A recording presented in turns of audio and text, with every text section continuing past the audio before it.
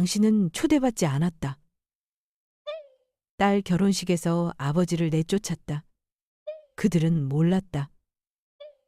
그가 신탁기금 권한자라는 사실을 제가 동결하겠습니다.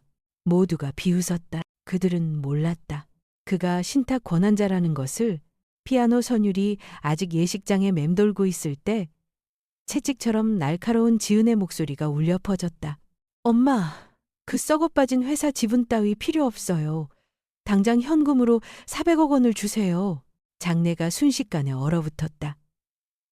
날카로운 샹들리에 불빛이 모든 위선을 벗겨내려는 듯 나를 향해 쏟아졌다. 나는 자리에서 일어섰다.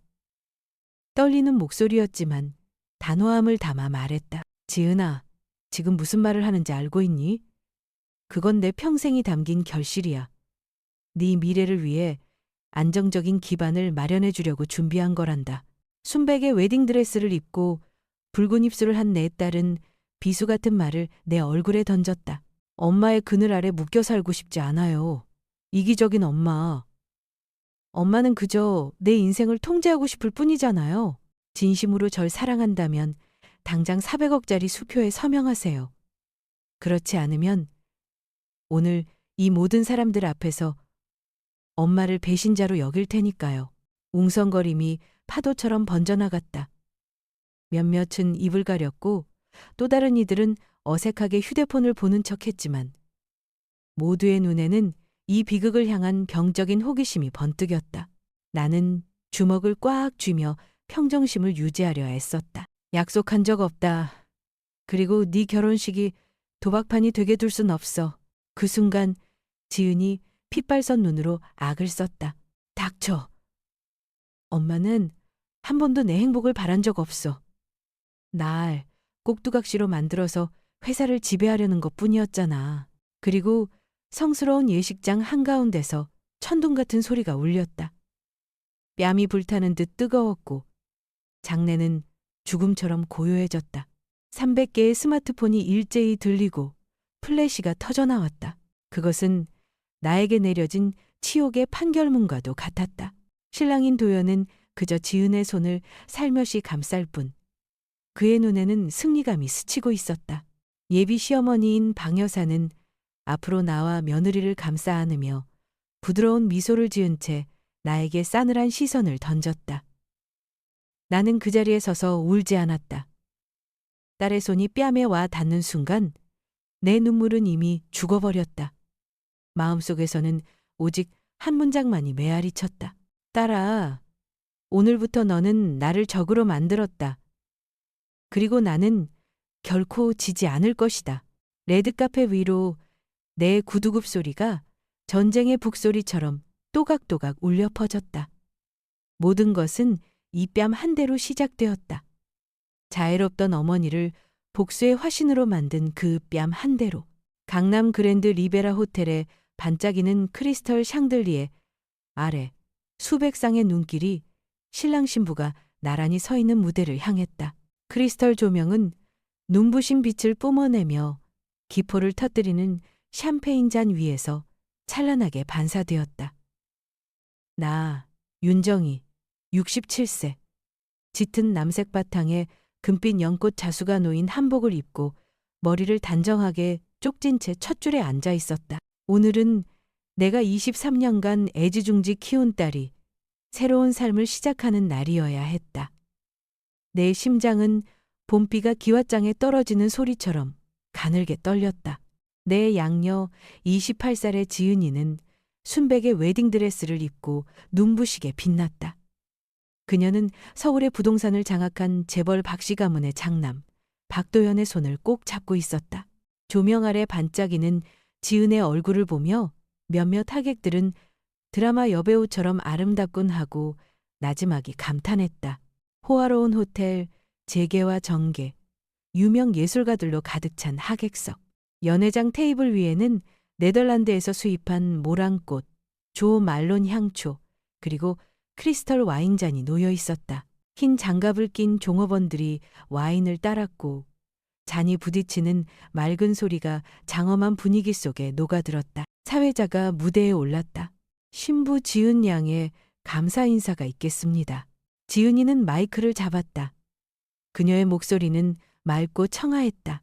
오늘 이 자리에 와주신 모든 분께 감사드립니다. 특히 5살 때부터 저를 거두어 따뜻한 가정과 사랑 넘치는 유년 시절을 선물해 주신 어머니께 감사드립니다. 어머니가 아니었다면 지금의 저는 없었을 겁니다. 객석에서 우레와 같은 박수가 터져나왔다. 그 순간 양갈래로 머리를 묶고 부엌에 앉아 김칫국을 먹던 어린 지은이의 모습이 떠올랐다. 내가 뜨거운 밥을 한 숟갈 떠먹여주자 해맑게 웃던 그 아이의 얼굴이 하지만 이내 딸의 목소리가 돌변했다. 그녀는 한 글자 한 글자 힘주어 천천히 말을 이었다. 그리고 오늘 여러분께 한 가지를 더 말씀드리고 싶습니다. 어머니께서 저와 도연 씨를 위해 특별한 결혼 선물을 준비해 주셨습니다. 바로 영동에 있는 400억 원 상당의 와인 빌라입니다. 객석은 침묵 속에서 터져나갈 듯했다. 몇몇은 세상에 하고 작게 소리쳤고 누군가는 손에서 잔을 떨어뜨릴 뻔했다. 웅성거리는 속삭임이 퍼져나갔다. 400억? 세상에 3천만 달러가 넘잖아. 정말로 저렇게 통이 크다고? 나는 얼어붙었다. 얼굴에서 핏기가 가셨다. 나는 벌떡 일어섰다. 지은아, 지금 무슨 말을 하는 거니? 지은이는 나를 똑바로 쳐다보았다. 그 눈은 밝게 빛났지만 얼음장처럼 차가웠다. 어머니, 겸손해하지 마세요. 자랑하고 싶지 않으시다는 거 알아요. 하지만 오늘 어머니의 사랑을 모두가 지켜보는 앞에서 증명하고 싶었어요. 나는 고개를 저었다. 아니다. 난 그 빌라를 선물하겠다고 약속한 적 없어. 내가 너를 위해 준비한 선물은 회사의 지분이다. 네가 안정된 미래를 꾸릴 수 있도록. 분위기가 산산조각 났다. 객석은 마치 판결을 기다리는 것처럼 다시 한번 정적에 휩싸였다. 지은이는 마이크를 꽉 쥐고 한 글자씩 끊어 말했다. 지분 따윈 원하지 않아요. 어머니의 회사에 얽매이고 싶지 않다고요. 전 현금을 원해요. 자유를 원해요. 어머니는 제게 새로운 시작을 약속하셨죠. 이게 바로 제가 원하는 시작이에요. 박씨 집안이 앉은 쪽에서 희미한 비웃음 소리가 들려왔다. 몇몇은 이미 이 연극의 결말을 알고 있었다는 듯 입꼬리를 올렸다. 나는 숨이 멎는 것 같았다. 아이가 아플 때 뜬 눈으로 밤을 새우던 모든 밤. 아이를 먹이고 입히기 위해 녹초가 되도록 일했던 모든 세월이 수백 명의 사람들 앞에서 외쳐진 400억이라는 숫자로 변질되는 순간이었다. 딸아. 나는 마이크를 통해 울려 퍼질 만큼 그러나 목이 맨 목소리로 속삭였다. 네가 지금 무슨 짓을 하고 있는지 알고 있니? 여긴 네 결혼식이지. 경매장이. 닥쳐요. 지은이가 소리쳤다. 얼굴은 새빨갛게 달아올랐고 두 눈은 핏발이 서 있었다. 이기적인 분. 어머니는 단 한 번도 제 행복을 바라지 않으셨어요. 그저 저를 어머니의 그림자로 만들고 싶었을 뿐이라고요. 그리고 바로 그 순간 그녀가 손을 치켜들었다.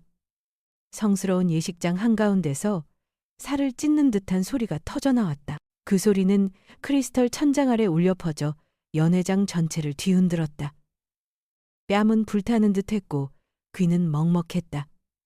홀 안의 모든 것이 죽은 듯 고요했다. 300명의 사람들이 그대로 돌이 된 것 같았다. 몇몇은 즉시 스마트폰을 들어 강남의 호화로운 결혼식 역사상 전례 없던 그 순간을 기록했다. 신랑 도연이 다가와 지은의 손을 살며시 잡고 진정해라고 속삭였지만 그의 눈에는 승리감이 번뜩였다. 지은의 예비 시어머니인 박 여사는 자리에서 일어나 며느리의 손을 잡아주었다. 그녀는 하객들에게 부드럽게 미소 지었지만 순간 나를 향한 그녀의 눈빛은 얼음처럼 차가웠다. 나는 붉은 손자국이 새겨진 얼굴로 심장이 산산조각 나는 것을 느끼며 그곳에 서 있었다. 하지만 단 한 방울의 눈물도 흐르지 않았다. 나는 깨달았다. 이 순간 23년의 모정이 단 한 번의 손찌검으로 갈기갈기 찢겨나갔다는 것을 하객들이 수군거렸다. 결혼식장에서 양어머니 뺨을 때리다니 정말 믿을 수가 없군. 웅성거림이 칼날처럼 나를 파고들었다.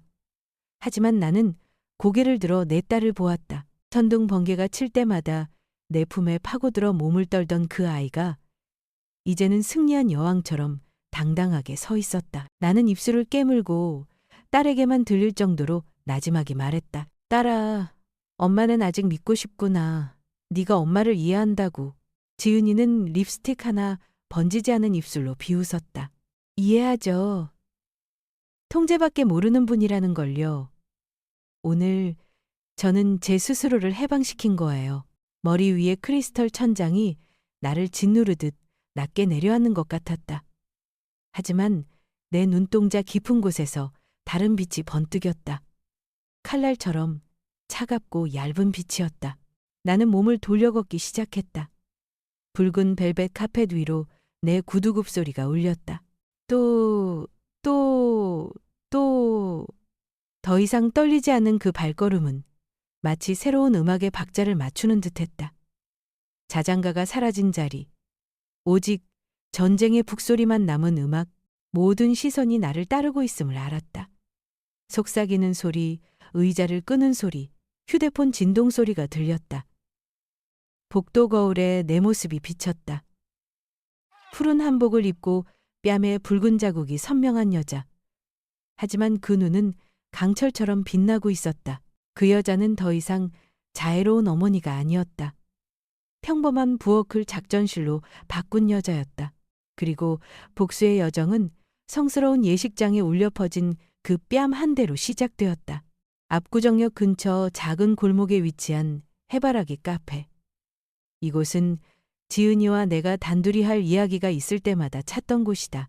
아이가 중학생일 때부터 이 카페에 데려와 나는 녹차를, 아이에게는 따뜻한 코코아를 시켜주곤 했다. 지은이가 예고 입시 준비할 때 사모님께서 밤새도록 같이 문제 풀어주시던 거 기억나세요? 그 기억들은 갓 볶은 원두향과 딸랑이는 문종소리에 감싸여 여전히 이곳에 아련히 떠 있었다. 그날은 늦가을, 건조한 바람이 불어 어딘가 스산한 날이었다. 나는 약속 시간보다 일찍 도착해 창가에 자리를 잡고 아이스 아메리카노 2잔을 주문했다. 지은이가 대학생 때부터 생긴 습관이었다. 테이블 위에는 내가 결혼 선물로 준비한 가죽 서류 가방을 올려두었다. 그 안에는 내 40년 인생이 담긴 회사, 윤테크의 지분 45%가 들어있었다.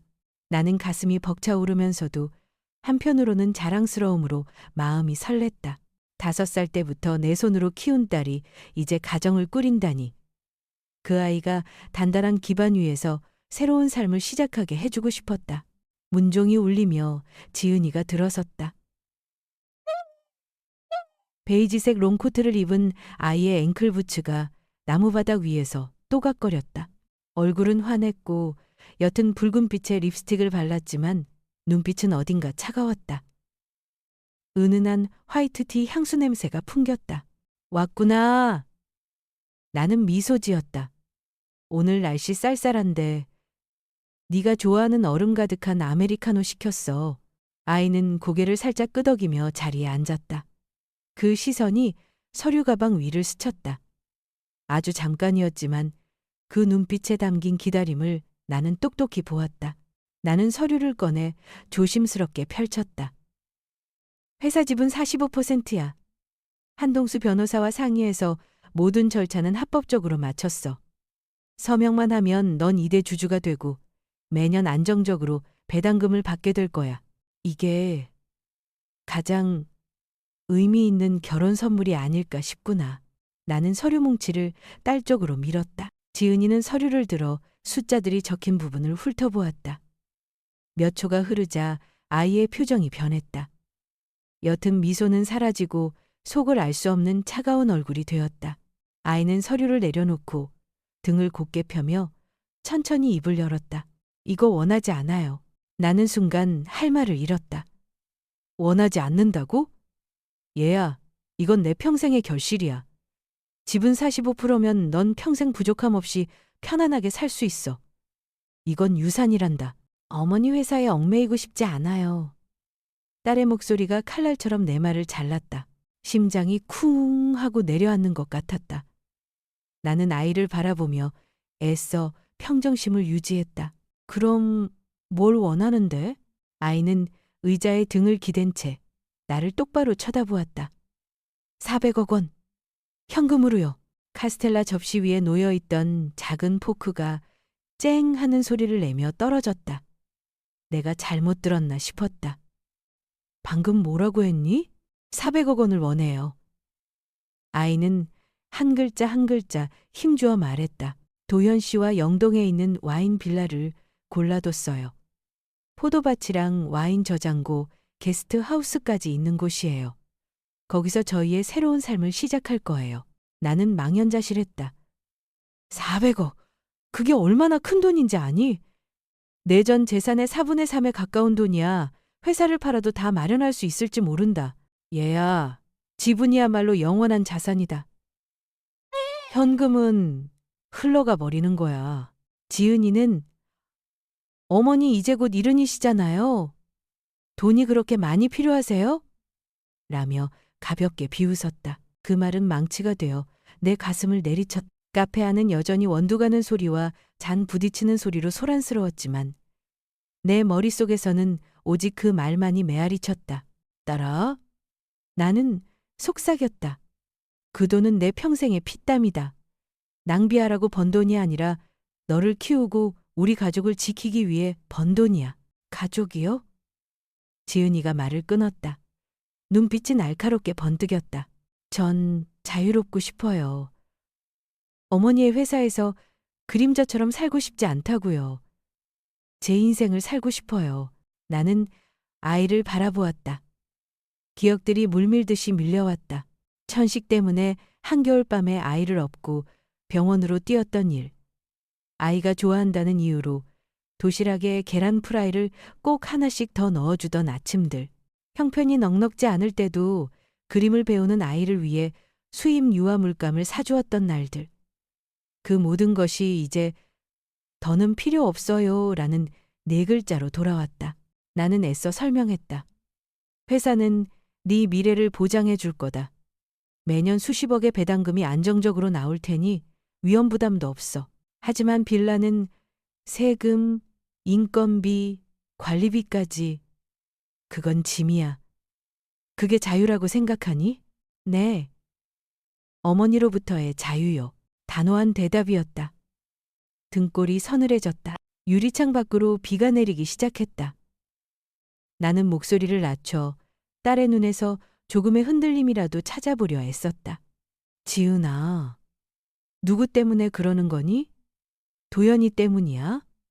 아니면 박씨 집안 사람들 때문이야? 아이는 잠시 침묵했다. 어머니는 아실 필요 없어요.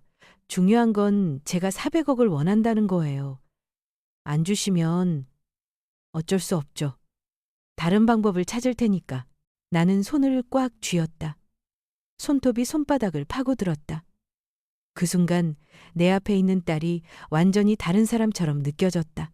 커피 머신이 치익 하고 스팀을 내뿜는 소리가 마치 보이지 않는 올가미처럼 목을 조여왔다. 나는 지은이 앞에 놓인 아이스 아메리카노를 보았다. 얼음들이 서로 부딪히며 내는 다그락 소리가 작지만 날카롭게 귓가를 파고들었다. 딸아, 나는 속삭였다. 400억은 줄 수 없다. 내가 줄 수 있는 건 오직 이 지분뿐이다. 이게 내 마지막 말이야. 지은이는 자리에서 일어나 코트를 걸치고 스카프를 고쳐맸다. 돌아서기 전 아이는 몸을 숙여 내 귓가에 속삭였다. 그 회사는 어머니나 가지세요. 전 필요 없으니까. 문종이 딸랑 울리며 찬바람이 훅 끼쳐 들어왔다.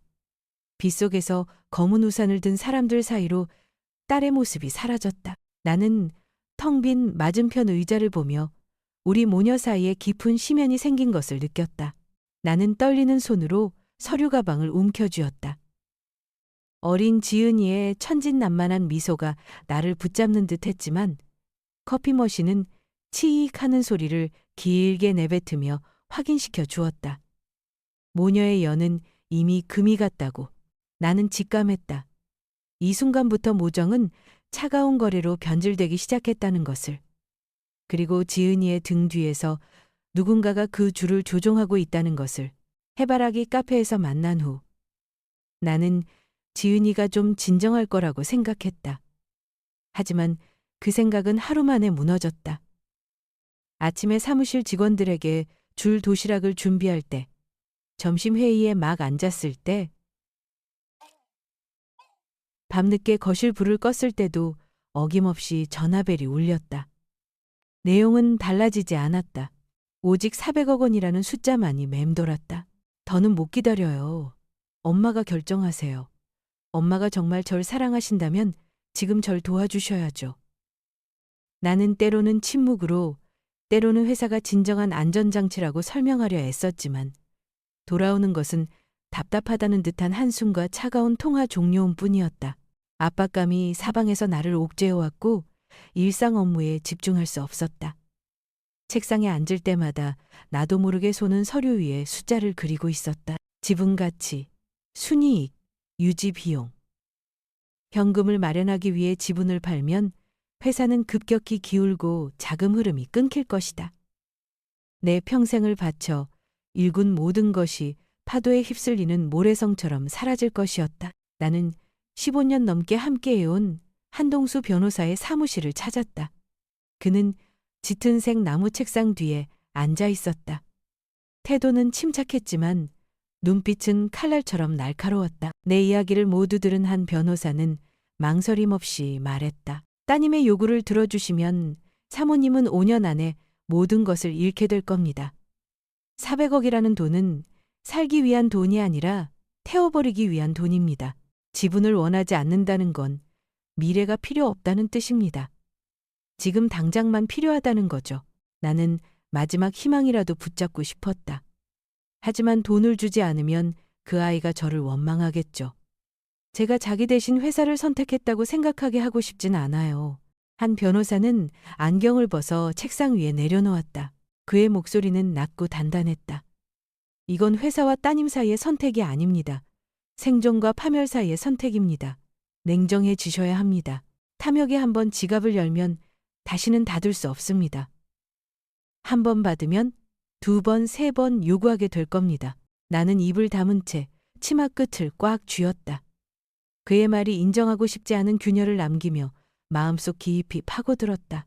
그날 오후 나는 전주에 사는 신우이 임선자 씨에게 전화를 걸었다. 고인이 된 남편의 누나인 그녀는 지은이가 유독 따르던 사람이었다. 내 이야기를 들은 신우이는 즉시 걱정스러운 목소리로 말했다. 그건 그의 입에서 나올 소리가 아니야. 누군가 그의 입에 말을 넣어주고 있는 게지. 어릴 때부터 엄마한테 고마워하고 속 깊던 애가 어떻게 갑자기 돈만 하는 애로 변해? 이 일에 그 박도연이라는 녀석 그림자가 어른거리지 않는다고 할 수 있겠니? 나는 순간 멈칫했다. 박도연. 그 이름이 경고등처럼 울렸다. 생각해보니 그가 나타난 이후로 지은이는 점점 나에게서 멀어졌다. 아이의 말투, 단어 선택 하나하나가 마치 훈련된 것 같았다. 언젠가 지은이는 단호하게 말했었다. 지분은 싫어요. 그래봤자 여전히 엄마한테 종속되는 거잖아요. 전 완전한 자유를 원해요. 다시 떠올려 보니 그 당당한 어조는 짧은 만남 동안 내가 본 도연의 화려한 화술과 꼭 닮아 있었다. 그날 밤 나는 잠을 이루지 못했다. 침대에 누워 어두컴컴한 천장을 바라보자 기억들이 물밀듯이 밀려왔다. 보호소에서 처음 지은이를 데려오던 날이 떠올랐다. 이제 겨우 5살. 커다란 눈에 눈물이 그렁그렁한 채 내 옷자락을 가늘게 떨리는 손으로 붙잡고 있었다. 나는 약속했었다. 이젠 이게도 집이 생겼단다. 수년간의 보살핌, 따뜻했던 수많은 추억들. 그 모든 것이 누군가에 의해 갈기갈기 잘려나간 필름 조각처럼 흩어졌다. 다음 날 아침, 나는 한 변호사의 조언을 따르기로 결심했다. 나는 그에게 현금 지급 약속 없이 오직 지분만을 양도한다는 내용의 법적 효력을 갖는 문서를 작성해달라고 요청했다. 동시에 사돈댁의 내 명의로 어떠한 금융거래도 협상하지 말라는 내용의 통고서를 보냈다. 그것은 그들의 탐욕과 나 사이에 세운 첫 번째 방어벽이었다. 하지만 서류에 서명을 마치자마자 전화가 울렸다. 지은이었다. 나는 잠시 망설이다 전화를 받았다. 엄마, 왜 답이 없으세요? 제 뜻은 분명히 전달했잖아요. 아이의 목소리는 터져나오기 직전처럼 날카로웠다. 지은아, 엄마는 결정했다. 내가 줄 수 있는 건 지분이 전부야. 400억은 불가능하다. 수화기 너머로 잠시 침묵이 흘렀다. 이내 비웃음 섞인 목소리가 들려왔다. 그럼 준비하세요. 저도 물러서지 않을 테니까. 전화가 끊겼다. 나는 차가워진 휴대폰을 손에 든 채 한동안 멍하니 앉아 있었다. 그 순간 나는 모녀 관계가 감정의 무게는 사라진 채 차가운 협상으로 변질되었음을 깨달았다. 결혼식을 2주 앞두고 매일이 포위 공격을 당하는 것 같았다. 나는 일에 집중하려 애썼고 직원들 앞에서 평정심을 유지하려 노력했다. 하지만 내 마음속에서는 끊임없이 울리는 전화벨 소리, 사돈댁에서 흘러나오는 은근한 압박, 그리고 딸의 낯선 눈빛이 파도처럼 밀려왔다. 더 이상 버틸 수 없다고 생각하던 바로 그때 예식장으로 예약한 호텔에서 소포가 도착했다. 안에는 금박으로 장식된 초대장이 들어있었다. 리허설 디너, 금요일 저녁 7시, 3층 그랜드 볼룸. 나는 떨리는 손가락으로 초대장을 쥐었다. 마침 비서에게서 일정을 확인하는 전화가 걸려왔다. 하지만 내 마음속에서 그 소리는 더 이상 평범한 벨소리가 아니었다. 경고음처럼 울려 퍼졌다. 나는 이 리허설 디너가 단순한 의례가 아님을 직감했다. 그것은 박씨 집안이 다음 수를 둘 첫 번째 전쟁터가 될 것이고 나는 내가 23년간 키워온 딸이 점점 낯선 사람이 되어가는 현실을 마주해야 할 자리였다. 전화벨 소리는 귀에서 오랫동안 사라지지 않았다. 피할 수 없는 거대한 폭풍이 다가오고 있음을 알리는 신호탄처럼 그날 저녁 청담동의 스카이라인 클럽은 불빛으로 환했다. 38층에서 내려다본 한강은 잠수교의 금빛 불빛을 받아 짙은 수면 위로 반짝였다. 프라이빗 파티룸에는 짙은 회색 벨벳 카펫이 깔려 있었고 높은 테이블 위에는 고급 수입 와인과 프랑스산 치즈, 그리고 작은 정원처럼 장식된 타파스가 즐비했다. 재즈 선율이 나지막이 흘러 사교적인 칭찬들 사이에 어색한 침묵을 메우기에 충분했다. 나는 연기 같은 남색의 모던 한복을 입고 안으로 들어섰다. 박씨 일가는 이미 도착해 마치 파티의 진짜 주인인 양 중앙에 무리지어 서 있었다. 도연의 아버지인 박 사장은 옅은 격자 무늬의 이탈리아 정장을 입고 가슴에 붉은 장미를 꽂아 마치 잡지 표지 모델 같았다. 박 여사는 아이보리색 코트에 양털깃을 두르고 있었는데 미소는 애매했지만 시선은 칼날처럼 날카롭게 공간을 훑었다. 윤 여사님 오셨군요. 박 여사가 설탕처럼 달콤한 목소리로 먼저 입을 열었다. 오늘따라 더 젊어 보이시네요. 우리 지은이는 정말 여사님 같은 어머니를 둬서 복받았어요. 나는 예를 갖춰 고개만 가볍게 숙였다. 감사합니다. 그저 제 딸아이의 좋은 날이 온전하기를 바랄 뿐입니다. 사교적인 대화처럼 들렸지만 내 마음속에는 이미 경계심이 싹트고 있었다. 박씨 집안 사람들의 칭찬에는 언제나 숨은 의도가 배어 있었다. 종업원이 레드와인이 담긴 쟁반을 내밀었다. 나는 고개를 저으며 생수잔만 들었다. 나는 온전히 맨정신이어야 했다. 축사가 시작되었다. 사회자가 잔을 두드리자 맑은 유리 소리가 방 안에 울려 퍼졌다. 신부 지은 양과 신랑 도연군을 위해 모두 잔을 들어주시기 바랍니다. 박수 소리가 터져나왔다. 박 사장이 앞으로 나와 마치 자신의 무대인 양 자신감 넘치는 몸짓으로 마이크를 잡았다. 그는 나를 똑바로 쳐다보며 낭랑한 목소리로 말했다. 먼저 저희 가족을 대표해 위대한 어머니이신 윤정희 여사님께 감사의 말씀을 전하고 싶습니다. 여사님의 아낌없는 후원 덕분에 어린 두 사람이 완벽한 시작을 하게 되었습니다. 영동의 와인 빌라, 수많은 젊은 커플들의 꿈이 곧 현실이 될 겁니다. 방 안에서 나지막한 감탄사가 터져 나왔고 잔 부딪히는 소리가 쨍그랑거렸다. 나는 모든 소리가 관자놀이를 찌르는 바늘처럼 느껴졌다. 와인 빌라? 나는 동의한 적이 없었다. 나는 억지로 옅은 미소를 지으며 고개를 끄덕였다. 감사합니다. 저는 그저 제 딸이 안정적인 시작을 하기를 바랄 뿐입니다.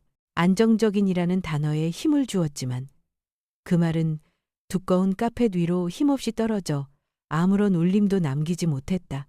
박 사장은 벨벳에 쌓인 칼날처럼 반짝이는 눈으로 다시 한번 잔을 들었다. 방 안의 공기는 점점 숨막히게 변해갔다. 완벽한 한 쌍처럼 보이는 도연과 지은이가 중앙으로 들어섰다. 지은이는 어깨가 드러나는 흰 드레스를 입고 머리에 가볍게 웨이브를 넣은 채 빛나는 눈빛을 하고 있었다. 하지만 내 옆을 스쳐 지나갈 때 나는 아이의 눈꺼풀이 미세하게 떨리는 것을 보았다. 마치 맡은 배역을 필사적으로 연기하는 사람처럼 어머님, 이 술 한 잔 받으시지요. 오늘 밤은 정신을 맑게 두고 싶구나. 내가 대답했다. 그의 눈빛에 차가운 기운이 스쳤다가 이내 정중한 미소로 바뀌었다. 어머님은 언제나 현명하시지요. 잘합니다. 그 칭찬은 양날의 검처럼 들렸다. 다시 한번 건배 소리가 울렸다. 이번에는 박 여사가 지은이의 팔짱을 끼고 하객들에게 자랑하듯 말했다. 결혼식이 끝나면 와인 농장으로 여러분 모두를 초대할 예정입니다. 신부어머니의 이처럼 멋진 후원이 있으니 정말 행운이지요. 세로지은. 나는 그들이 더 이상 결혼 선물을 기정사실로 만들려는 의도를 숨기지 않는다는 것을 똑똑히 보았다. 심장이 느리고 무겁게 한 박자씩 뛰었다. 나는 깨달았다. 여기서 침묵하면 암묵적으로 인정하는 셈이 되고 반박하면 내 딸이 그 자리에서 얼굴을 잃게 될 터였다. 잠깐의 휴식 시간. 사회자가 휴식을 알리자 도연이 안개처럼 옅은 미소를 지으며 다가왔다. 어머님, 테라스에 나가서 바람 좀 쐬시겠습니까? 아니, 좀 답답하네요. 나는 잔을 내려놓고 고개를 끄덕였다. 유리문이 열리자 차가운 바람이 불어왔다.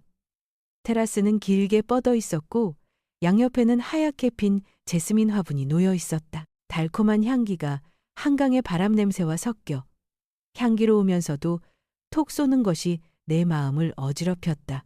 도연이 주머니에 손을 넣고 어깨를 살짝 숙인 채 내 옆에 섰다. 그의 목소리는 나직했지만 단단했다. 지은이는 어머님께서 동의하셨다고 믿고 있어요. 지난 일주일 내내 정말 행복해했고요. 또리따란 이래, 또리따란 이래. 나는 그를 똑바로 쳐다보았다. 400억 때문에 행복하다고? 사람은 행복을 증명하기 위해 집이 필요한 게 아니다. 도연의 입가에 걸린 미소는 그대로였지만 눈빛은 차가워졌다. 이건 제 아이디어이기도 하고 제 아내의 미래를 위한 것이기도 합니다. 와인 농장은 와인 시음 투어, 야외 웨딩, 포도 수확 체험 등 훌륭한 사업장이 될 겁니다. 저는 그저 지은이가 회사 지분에 얽매이지 않고 자유로운 삶을 살기를 바랄 뿐입니다. 나는 한 글자 한 글자 힘주어 말했다. 자유일까? 아니면 현금일까? 공기가 얼어붙는 듯했다. 바람이 불어 제스민 꽃잎이 떨어져 어둠 속에서 맴돌았다. 도연이 몸을 기울이며 목소리를 낮췄다. 하지만 어머님께서 지은이 결혼식 날 나쁜 사람이 되시길 바라지 않을 거라고 믿습니다. 저 안에 있는 모든 사람이 알고 있습니다. 제 아버님은 잔을 드셨고 제 어머님은 하객들에게 자랑하고 계십니다. 지금 어머님께서 마음을 바꾸시면 누구의 명예가 짓밟힐까요? 어머님일까요? 아니면 지은이 자신일까요? 나는 제스민의 짙은 향기를 폐에 깊숙이 들이마셨다. 나는 나지막이 대답했다. 새끼에게 무는 법을 가르쳤으면 삼키는 법도 가르쳤어야지. 그러지 않으면 체하는 법이다. 도연의 입가에서 미소가 살짝 굳었다. 그는 잠시 침묵하더니 이내 다시 태어난 표정을 지었다. 저는 그저 어머님께서 지은이의 체면을 지켜주시길 바랄 뿐입니다. 체면은 돈에서 나오는 게 아니다. 진실에서 나오는 거지. 나는 단호한 목소리로 대답했다. 우리는 파티룸으로 돌아왔다. 다시 음악이 울리고 잔 부딪히는 소리가 들렸다. 윤 여사님의 관대함은 우리 두 가문 모두의 자랑입니다. 모든 시선이 내 반응을 기다렸다. 나는 그저 옅은 미소를 지으며 침묵했다. 지은이는 박 여사 옆에서 걸으며 웃고 있었지만 스치듯 나를 본 그 눈빛은 흔들리고 길 잃은 듯했다. 하지만 아이는 이내 고개를 돌려 행복한 딸의 연기를 계속했다. 도연은 방끝에 서서 여전히 미소를 띤 채 차가운 눈빛으로 나를 보고 있었다. 파티가 끝날 무렵 그들은 메이크업 시간, 촬영 시간, 서약 시간이 적힌 결혼식 일정표를 나누어 주었다. 내 이름은 마치 그들의 장기판 위에 놓인 졸처럼 맨 앞줄에 배정되어 있었다. 나는 종이를 접어 가방에 넣었다. 복도로 나오자 밤바람이 지붕 사이를 스치며 차가운 제스민 향기를 실어날랐다. 멀리서 들려오는 기차 경적 소리가 났고 길게 울렸다. 마치 폭풍이 오고 있음을 알리는 신호 같았다. 나는 분명히 깨달았다. 이 순간부터 나는 더 이상 한 명의 사위와 맞서는 것이 아니었다. 하나의 가문 전체와 맞서고 있었다. 그리고 내일 그들은 그 장기판을 세상 모든 사람의 조명 아래로 가져와 나에게 술을 두라고 강요할 것이었다. 나는 옷깃을 여미고 엘리베이터 유리문에 비친 내 얼굴을 보았다. 이상할 정도로 평온했다. 더 이상 흔들릴 자리는 없었다. 오직 무자비한 전투를 위한 준비만이 남았을 뿐이다. 지은의 결혼식은 재벌가들이 격을 과시하기 위해 즐겨 찾는 그랜드 리베라 호텔에서 열렸다. 복도는 온통 흰 난초로 뒤덮였고 반짝이는 촛불이 유리벽에 반사되어 모든 것이 빛으로 가득 찬 궁전 같았다. 나는 연꽃 자수가 놓인 짙은 남색 한복을 입고 맨 앞줄에 앉았다. 마음은 절반은 자랑스러움으로 절반은 무거운 추가 달린 듯 가라앉아 있었다. 23년간 키운 내 딸이 오늘 이탈리아 맞춤 정장을 입은 신랑과 나란히 서서 환하게 웃고 있었다. 남들이 보기에는 더없이 행복한 가족의 모습이었다. 하지만 그 비단결 같은 겉모습 아래로 이미 선명한 균열이 드러나기 시작했다는 사실은 나만이 알고 있었다. 음악이 울려 퍼지고 지은이가 식장으로 들어섰다. 1미터는 좋게 끌리는 레이스 웨딩드레스 자락 위로 크리스털 조명이 쏟아져 드레스에 박힌 구슬 하나하나가 아침 이슬처럼 반짝였다. 너무나 아름다워서 심장이 아려왔다. 하지만 아이의 시선이 내게 스쳤을 때 나는 그저 차가운 거리감을 느꼈다. 마치 우리 모녀 사이에 투명한 유리벽이 세워진 것 같았다. 예식은 순조롭게 진행되었다. 나는 하객들에게 감사하는 마음과 터져 나오려는 눈물을 참으려는 마음을 담아 깊이 고개를 숙였다. 사람들은 웃고 떠들었고 카메라 셔터 소리가 경쾌하게 터졌다. 아이는 감격에 겨운 듯 살짝 떨리는 목소리로 미소 지었다. 오늘 기쁜 날 함께 해주신 모든 분께 감사드립니다. 특히 제가 겨우 5살 때부터 저를 키워주신 어머니께 감사드립니다. 어머니 덕분에 저는 따뜻한 집과 미래, 그리고 온전한 사랑을 받을 수 있었습니다. 하객석에서 우레와 같은 박수가 터져나왔다. 그 순간만큼은 비바람치는 밤마다 나를 꼭 껴안던 어린 딸이 그대로 있는 것만 같았다. 하지만 바로 다음 순간 아이의 목소리는 단호하게 바뀌었다. 그 눈은 샹들리에의 불빛을 똑바로 응시하고 있었다. 그리고 저는 이 행복을 여러분과 나누고 싶습니다. 어머니께서 저희에게 결혼 선물로 영동의 와인 농장을 살 수 있도록 400억 원을 주셨습니다. 그 말은 무거운 돌덩이처럼 식장 한가운데로 떨어졌다. 이내 장내는 박수 소리와 잔 부딪히는 소리, 놀라움이 섞인 감탄사로 폭발했다. 사람들은 서로에게 속삭였다. 세상에 400억 원. 정말 통이 크시네. 나는 그 자리에 얼어붙었다.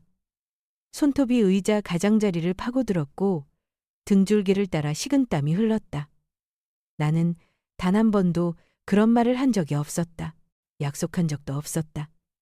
하지만 지금 300명의 하객들 앞에서 내 딸은 거짓말을 기정사실로 만들어버렸다. 도연의 아버지인 박 사장이 즉시 자리에서 일어나 잔을 들었다. 윤정희 여사님의 위대한 마음에 다 함께 축배를 듭시다. 딸을 위해 모든 것을 희생하는 어머니이십니다. 박수 소리는 더욱 거세졌다. 모든 시선이 내게로 향하며 확인의 의미로 고개를 끄덕여 주기를 기다렸다. 나는 억지로 미소를 지었다. 목구멍은 꽉 막혔고 심장은 전쟁터의 북소리처럼 울렸다. 순간 딸의 체면을 지켜주기 위해 침묵하고 싶었다. 하지만 그 소란 속에서 나는 천장의 크리스털 조명에서 쨍 하는 작은 균열음을 들었다. 그것이 상상이었는지 실제였는지는 중요하지 않았다. 그 소리는 나를 정신 차리게 하기에 충분했다. 내가 침묵하면 이 거짓이 모든 것을 집어삼킬 것이다. 나는 천천히 자리에서 일어섰다. 나는 마이크를 달라는 손짓을 했다. 지은이가 잠시 멈칫하더니 마지못해 건넸다. 나는 식장 전체를 둘러보며 스피커를 통해 고르게 울려 퍼지는 목소리로 말했다. 죄송하지만 한 가지 바로잡을 것이 있습니다. 모두가 숨을 죽였다. 은수저는 접시 위에서 멈췄고 포크는 허공에 뜬 채 그대로 굳었다. 저는 제 딸에게 400억 원을 선물하겠다고 약속한 적이 없습니다. 제 결혼 선물은 회사 지분 45%이며 그것이 전부입니다. 예식장은 소름 끼치는 정적에 휩싸였다. 몇몇 사람들이 속삭이는 소리가 들렸다. 뭐라고? 현금이 아니라고? 그럼 방금 신부가 거짓말을 한 거야? 지은이의 얼굴에서 핏기가 가셨다. 아이는 떨리는 목소리로 속삭였다.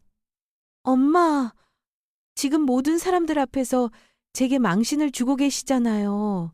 도연이 다른 마이크를 잡고 앞으로 나서며 옅게 웃었다. 오, 장모님께서는 그저 겸손하실 뿐입니다. 계획은 여전히. 나는 칼같이 몸을 돌려 그의 말을 잘랐다. 나를 대신해서 설명하지 말게. 내 뜻은 분명히 전했네.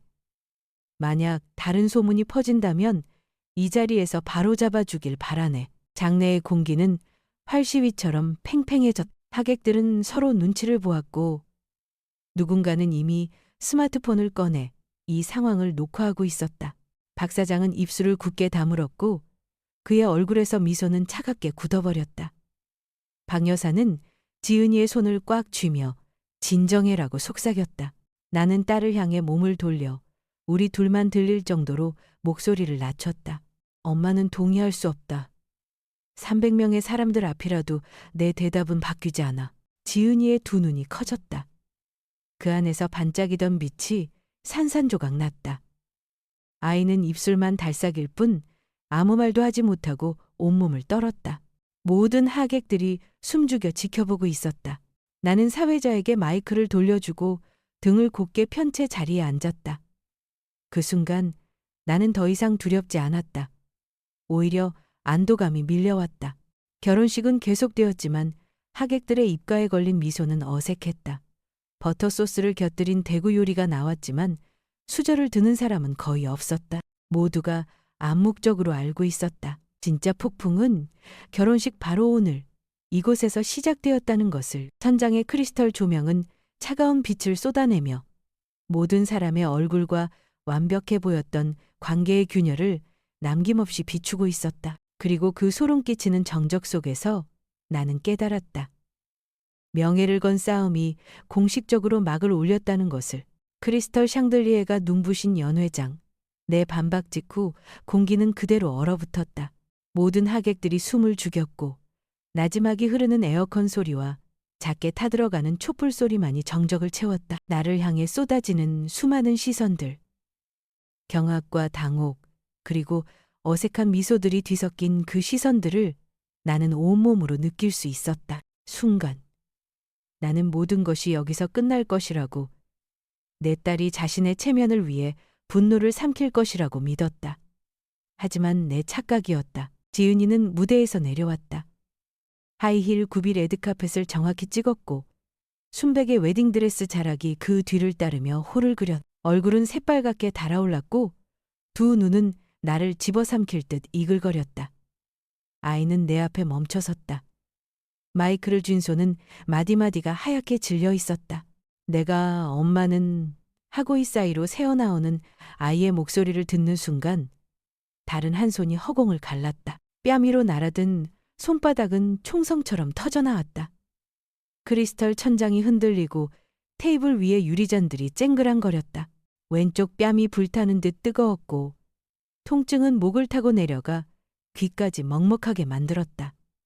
굴욕의 낙인처럼 붉은 자국이 피부 위로 빠르게 번져갔다. 수백 개의 얼굴들이 경악으로 굳어지는 것이 보였다. 누군가는 입을 틀어막았고 누군가는 참아보지 못하겠다는 듯 냅킨을 만지작거리며 고개를 숙였다. 하지만 모두가 들었고 모두가 목격했다. 지은이가 소리쳤다. 이번에는 그 목소리가 스피커를 타고 장내를 뒤흔들었다. 약속해놓고 왜 모든 사람들 앞에서 배신하는 건데요? 눈물이 터져 나왔지만 그것은 뉘우침의 눈물이 아니었다. 나를 불태워버릴 듯한 분노의 눈물이었다. 나는 그 자리에 서 있었다. 몸은 떨렸지만 내 목소리는 이상할 만큼 차분했다. 너는 지금 거짓말을 하고 있다. 엄마는 약속한 적 없어. 결혼식이 거짓으로 시작된다면 행복은 가짜 장막에 불과할 거다. 그 말은 이미 팽팽한 긴장감으로 가득 찬 연회장을 더욱 무겁게 짓눌렀다. 웅성거리는 소리가 벌떼처럼 일어났다. 몇몇 하객들은 스마트폰을 들어 촬영했고 다른 이들은 어리둥절한 표정으로 서로를 쳐다보며 무엇이 진실인지 가늠하려 애썼다. 도연의 아버지 박 사장의 눈빛이 나를 향했다. 나를 으스러뜨릴 듯 차가운 시선이었다. 그는 사회자에게서 마이크를 빼앗아 들고 사교적인 미소를 지었다. 여러분, 작은 오해가 있었을 뿐입니다. 하지만 그의 눈썹이 아주 미세하게 찡긋하는 순간 나는 그것이 명령의 신호임을 직감했다. 검은 정장을 입은 남자 3명이 연회장 중앙으로 들어섰다. 그들은 소리 없이 굳은 어깨와 무표정한 눈빛으로 움직였다. 그중 하나가 내 앞에 멈춰서서 예의를 갖출 만큼만 고개를 숙이며 단호한 목소리로 말했다. 윤 여사님, 밖으로 나가주시죠. 나는 망연자실했다. 왜죠? 나는 답을 알면서도 물었다. 경호원은 짧게 대답했다. 연회의 주최 측에서 분위기 안정을 원하십니다. 협조해 주시기 바랍니다. 연회의 주최 측. 그 3글자가 비수처럼 가슴에 꽂혔다. 나는 딸을 찾았다. 고갯짓 한번 만류하는 말 한마디를 바랐다. 하지만 지은이는 굳은 얼굴과 이글거리는 눈으로 그저 서 있을 뿐이었다. 정말 이걸 원하니? 나는 목이 메어 물었다. 이게 네가 원하는 행복이 확실해? 뺨 한 대로 시작해서 엄마를 내쫓는 것으로 완성되는 행복 말이냐? 아이는 도연의 손을 꽉 쥐며 악을 썼다. 전 자유를 원해요. 엄마가 정한 규칙대로 사는 건 이제 지긋지긋해요. 도연이 아이의 어깨를 감싸 안으며 마이크를 멀리했다. 그의 목소리는 꿀처럼 달콤했다. 장모님, 지은이가 좀 쉬어야겠습니다. 이야기는 나중에 하시죠. 하지만 나를 향한 그의 눈빛은 당신은 졌어라고 비웃고 있었다. 나는 깊게 숨을 들이쉬고 경호원에게 말했다. 나 혼자 갈 수 있습니다. 그들이 뒤로 물러서며 길을 열었다. 나는 좌석들 사이를 숨 막힐 듯 향기로운 장미와 모란 더미를 그리고 동정과 호기심, 무관심이 뒤섞인 수백 개의 시선들을 지나쳐 걸었다. 속삭임이 꼬리를 물었다. 엄마가 딸 결혼식에서 쫓겨나네. 양력 키워봤자 소용없다더니. 정말 안 됐군. 한마디 한마디가 돌멩이가 되어 내 자존심을 산산조각 냈다. 등 뒤로 연회장 문이 닫히는 순간 음악과 웃음소리, 불빛이 모두 삼켜졌다. 거울 속 여자는 머리에 흰서리가 내렸고 뺨에는 붉은 손자국이 선명했다. 나는 차가운 유리 위에 손을 얹었다. 그리고 깨달았다. 내 눈에는 더 이상 눈물이 없었다. 오직 서슬 퍼런 강철 같은 빛만이 번뜩일 뿐이었다. 어머니는 죽었다. 그 순간부터 오직 다른 존재만이 남았다. 굴욕과 배신을 당하고 제 자식의 결혼식에서 쫓겨난 여자, 그리고 그 가슴에 복수의 불꽃을 품은 자. 경호원들은 정중하게 나를 로비까지 안내했다. 나는 누구도 쳐다보지 않았고 한마디도 하지 않았다. 카펫을 밟는 내 발걸음 하나하나는 심장에서 울리는 증오의 박동이었다. 회전문을 나서자 은은한 제스민 향을 품은 찬바람이 불어왔다. 하지만 내게 그 향기는 더 이상 달콤하지 않았다. 곧 닥쳐올 폭풍의 냄새였다. 나는 거리로 나와 손톱이 살을 파고들도록 주먹을 꽉 쥔 채 고개를 들었다. 나는 딸의 결혼식에서 쫓겨났다. 하나의 가문 전체에게 쓸모없는 존재처럼 내쳐졌다. 하지만 나는 돌아올 것이다. 그리고 돌아왔을 때 나는 더 이상 참고 인내하는 어머니가 아닐 것이다. 나는 냉정하고 단호하며 그 누구도 대가를 치르지 않고는 벗어날 수 없게 만드는 여자가 될 것이다. 그날 밤 나는 다시 거울 앞에 섰다. 뺨에 붉은 자국은 여전했지만 더 이상 아프지 않았다. 나는 그것을 새로운 여정의 시작을 알리는 낙인으로 받아들였다. 내 눈동자 깊은 곳에서 맹세의 목소리가 분명하게 울려 퍼졌다. 나에게 이 치욕을 안겨준 모든 자들은 차례대로 대가를 치르게 될 것이다. 그리고 내 딸은 사랑하든 증오하든 진실과 마주해야만 할 것이다. 오늘 호텔 거울 속에서 자애로운 어머니는 사라졌다. 사랑을 키웠던 보금자리를 불타는 전쟁터로 만들 준비가 된 복수의 여왕만이 남았다. 결혼식 사흘 뒤 서울에는 소금기를 머금은 듯한 가랑비가 내렸다. 보리차 주전자는 가스레인지 위에 나무 도마는 물기 없이 말라 있었고 행주는 가지런히 걸려 있었다. 뺨에 붉은 기는 가라앉았지만 뼛속까지 스민 한기는 가시지 않았다. 정확히 9시 전화벨이 울렸다. 화면에는 지은이라는 이름이 떠 있었다. 전화를 받았다. 수화기 너머에서는 안부 인사도 엄마라는 말도 없었다. 마치 법무팀 직원의 것 같은 단조로운 목소리만 들려왔다. 법적 상속권에 대해 논의하려고 전화했어요. 민법에 따르면 저는 1순위 상속인이에요. 유언장을 조속히 작성해 주셨으면 하고 농장건으로 말씀드린 400억 원은 이번 주말까지 답변이 필요해요. 그러지 않으면 제 변호사가 직접 연락드릴 겁니다. 나는 창틀에 맺혔다가 무거운 마침표처럼 툭 떨어지는 물방울을 보았다. 상속권이라는 말 앞에 엄마 잘 지내세요? 라는 안부가 먼저여야 하지 않겠니? 수화기 너머로 정확히 3번의 숨소리가 오갔다. 사적인 감정 섞지 마세요. 전 제 미래를 지키려는 것뿐이에요. 준비되시면 다시 전화드릴게요. 전화가 끊겼다. 나는 테이블 위에 휴대폰을 내려놓았다. 왼손은 미세하게 떨렸지만 오른손은 아니었다. 그 손은 찻주전자를 들어 호박색 찬물을 한 방울에 흐트러짐 없이 찻잔에 따르고 있었다.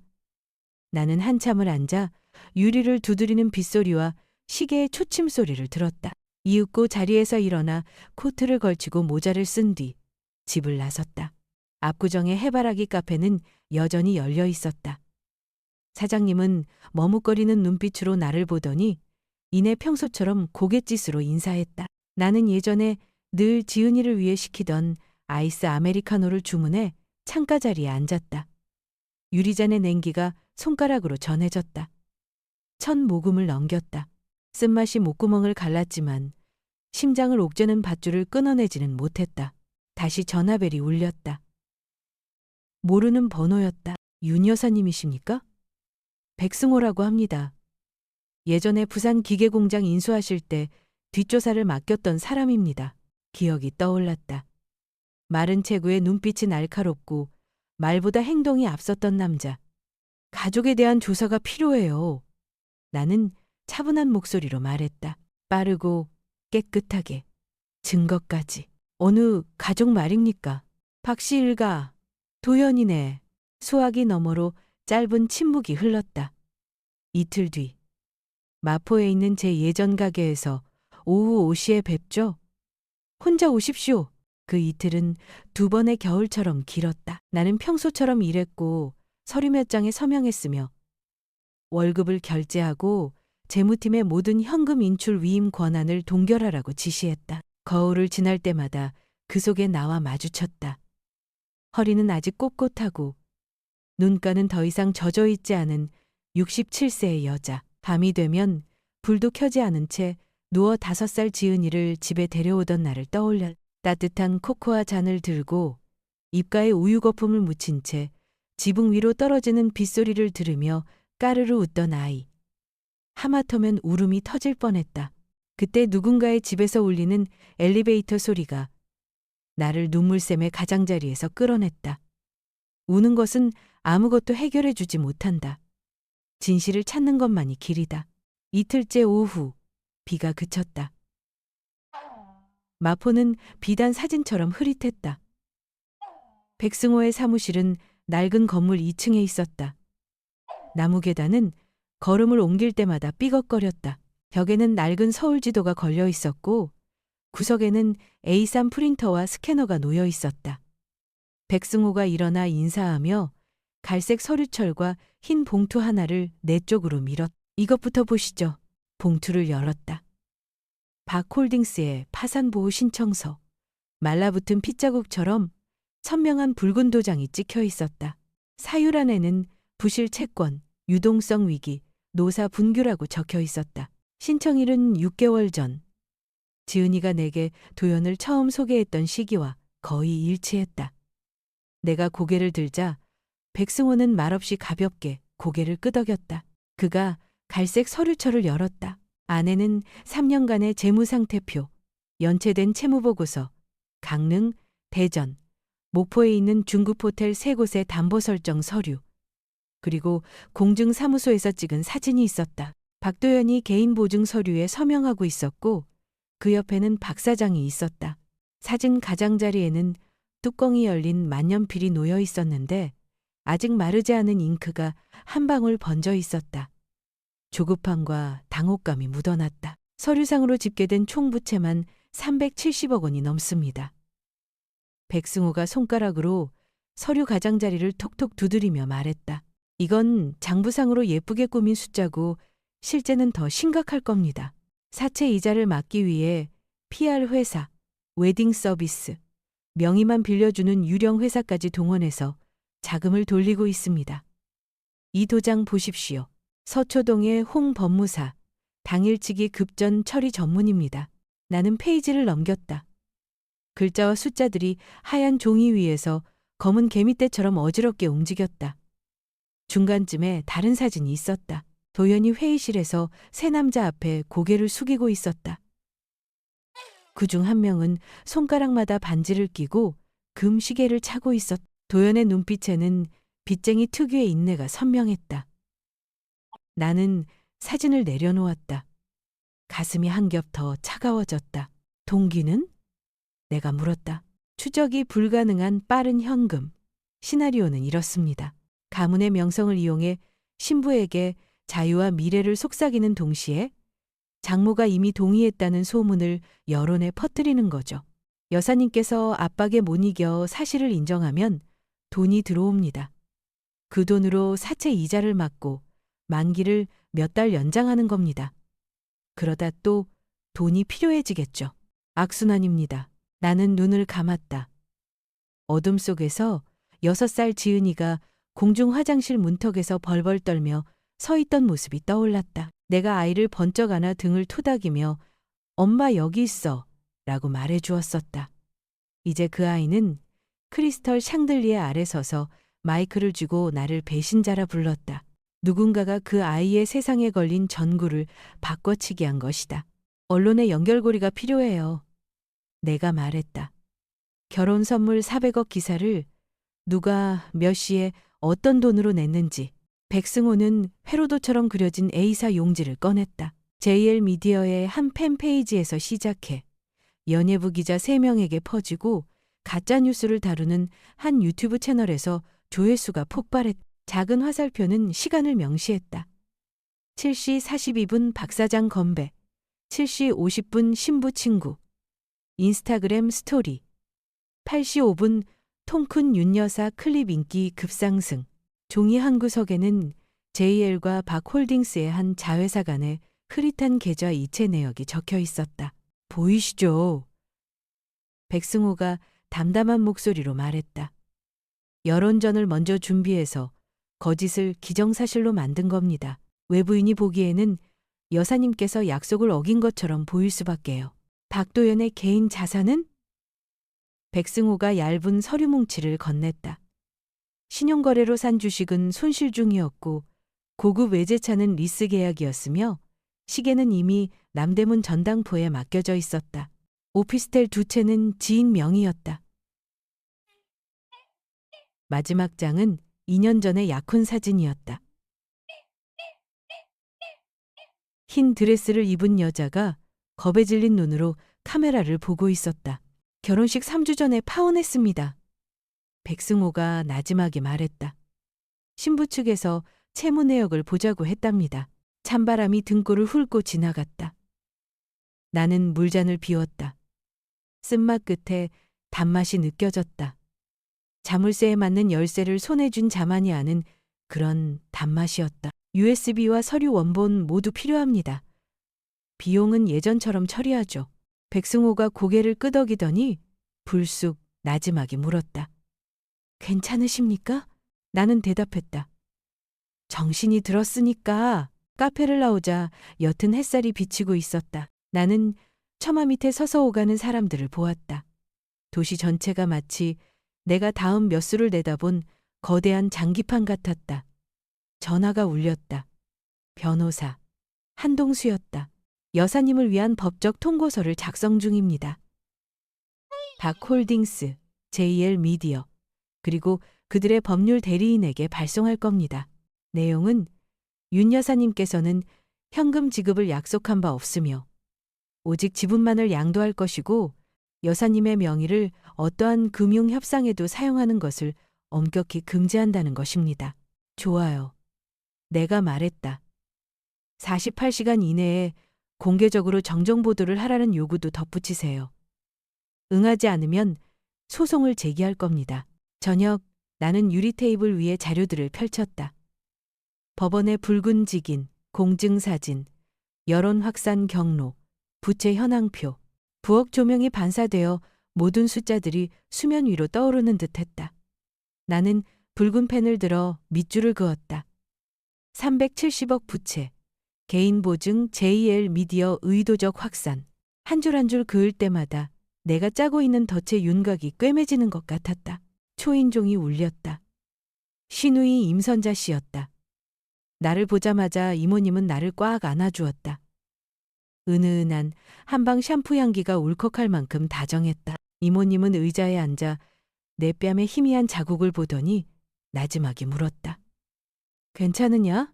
나는 고개를 끄덕였다. 괜찮아요. 이모님의 시선이 서류로 가득한 테이블 위를 훑었다.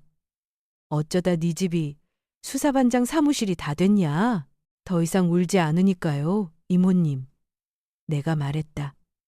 대신 일을 해요. 이모님은 내 손등 위에 자신의 손을 얹었다. 따뜻하고 단단했다. 나는 언제나 지은이가 나쁜 애가 아니라고 믿는다. 그저 길을 잃었을 뿐이야. 제가 불을 켤 거예요. 내가 대답했다. 누가 자기 손을 잡고 끌고 가는지 똑똑히 보게 해줘야죠. 휴대폰이 울렸다. 지은이에게서 온 문자였다. 내일 유언장 서류 받으러 갈게요. 준비해 두세요. 마치 사내 공문 같은 말투였다. 나는 답장하지 않았다. 생강차를 따랐다. 뜨거운 김에 눈이 살짝 메웠다. 아주 살짝. 밤이 깊었다. 나는 노트북에 USB를 꽂고 파일들을 암호화된 드라이브로 옮겼다.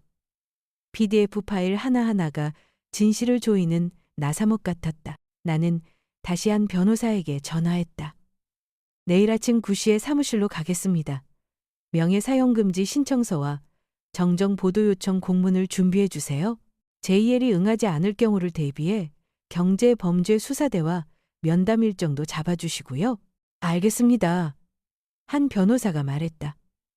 준비되셨습니까? 네. 진실 말고는 더 이상 잃을 게 없으니까요. 밤이 새벽으로 기울었다. 나는 자료들을 서류철에 정리하고 단추를 채워 마치 위패를 모시듯 책장에 두었다. 거울 앞을 지나다 멈춰 섰다. 나를 바라보는 여자는 결혼식장에서 쫓겨나던 밤에 그 외로운 여자가 아니었다. 그 눈에서는 이제 막 나를 세운 칼날처럼 얇고 날카로운 빛이 번뜩였다. 다음 날 아침, 나는 평소보다 일찍 해바라기 카페에 도착했다. 한 변호사를 만나기 전 마지막으로 검토하기 위해 추려낸 얇은 서류철을 들고 있었다. 비는 그쳤고 햇살이 나무 테이블 위로 쏟아져 내 손등 위로 따뜻한 빗줄기를 그렸다. 나는 서류철을 열었다. 맨 위에는 도연이 보증 서류에 서명하는 사진. 그 아래는 파산 신청서, 다음은 언론 조작 경로도였다. 하나의 종양을 세 조각으로 잘라낸 단면도 같았다. 나는 그 세 장의 종이를 나란히 놓았다. 그때 지갑에서 6살 지은이의 사진이 떨어졌다. 초승달처럼 눈을 휘며 웃고 있는 아이. 나는 사진을 주워 서류철 위에 가만히 올려놓았다. 그 말이 사진 속 아이에게 하는 말인지 나 자신에게 하는 말인지 알 수 없었다. 휴대폰이 울렸다. 모르는 번호였다.